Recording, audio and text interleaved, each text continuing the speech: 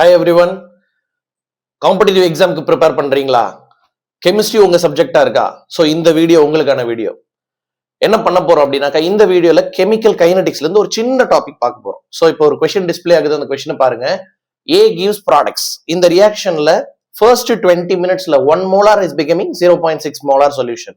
And another 20 மினிட்ஸ்ல 0.6 is becoming 0.2 molar solution. இது என்ன ஆர்டர் ரியாக்ஷன் கேட்கிறாங்க. ஸோ நம்ம zero order, first order, second order நிறைய படிக்கிறோம் இல்லைங்களா? ரைட். இதை எப்படி ஈஸியா கண்டுபிடிக்கிறது? பார்த்த உடனே இந்த கொஸ்டினுக்கு ஆன்சர் சொல்லலாம். எப்படி அப்படின்னாக்கா, இப்ப டிஸ்பிளே ஆகிற சொல்யூஷனை பாருங்க. ரைட். இனிஷியலா 1 molar கொடுத்திருக்காங்க. ஸோ ஃபர்ஸ்ட் 20 மினிட்ஸ்ல அது 0.6 குறையுது. அப்ப ஹவு மச் ரியாக்டட்? 0.4 moles இல்லையா? Right. Again another 20 minutes same time interval அது 0.2 மாறுது. how much reacted? again same 0.4. அப்ப ஆரம்பத்திலயும் 0.4 தான் ரியாக்ட் ஆச்சு, இப்பயும் 0.4 தான் ரியாக்ட் ஆகுதுன்னு போது ரியாக்ஷனோட வேகம் கான்சன்ட்ரேஷன் ஆஃப் ரியாக்டன்ட் பொறுத்து இருக்கா? No. So it is independent of reactant. So it defines a zero order reaction.